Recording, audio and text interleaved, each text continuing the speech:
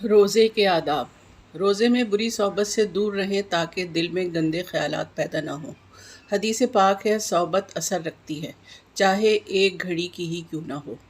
Number 2، لوگوں کے ساتھ اٹھنا بیٹھنا بہت کم کریں تاکہ فضول باتوں سے بچ سکیں۔ حضور نبی کریم صلی اللہ علیہ وآلہ وسلم کا فرمان ہے، جب کسی کا روزہ ہو تو بیہودہ باتیں نہ کریں، نہ چیخیں۔ اگر کوئی گالی دے جھگڑے تو کہہ دیں کہ میں روزے سے ہوں۔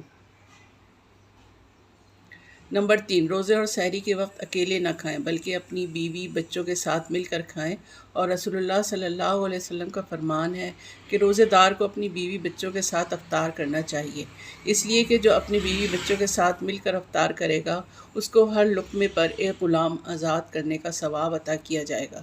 نمبر 4، افطاری میں جلدی اور سحری کھانے میں دیر کریں، یعنی آخر وقت میں سحری کریں، اور افطاری میں جلدی کا مطلب یہ نہیں کہ افطار کے وقت سے پہلے افطار کر لیا جائے۔ افطار میں جلدی کا مطلب یہ ہے کہ افطار کا وقت ہونے کے بعد افطار کرنے میں تاخیر نہ کی جائے۔ نمبر 5، افطار کھجور سے کریں۔ کھجور سے افطار کرنا سنت رسول صلی اللہ علیہ وآلہ وسلم ہے۔ اگر دستیاب نہ ہو تو پانی سے افطار کریں۔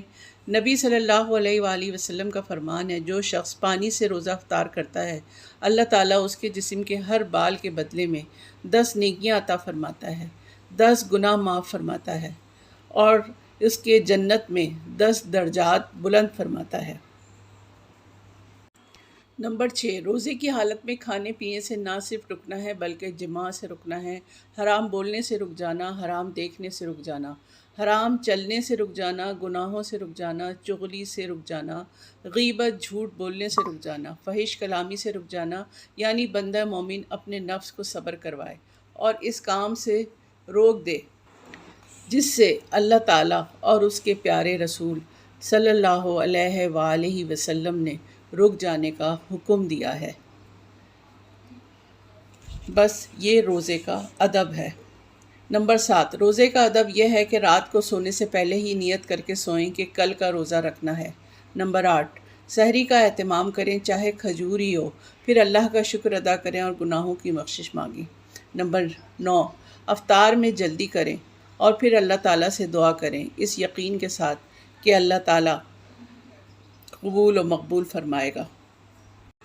نمبر 10، رسول اللہ صلی اللہ علیہ وآلہ وسلم نے ارشاد فرمایا، لوگ اس وقت تک برابر خیر پر رہیں گے جب تک وہ افطار میں جلدی کرتے رہیں گے۔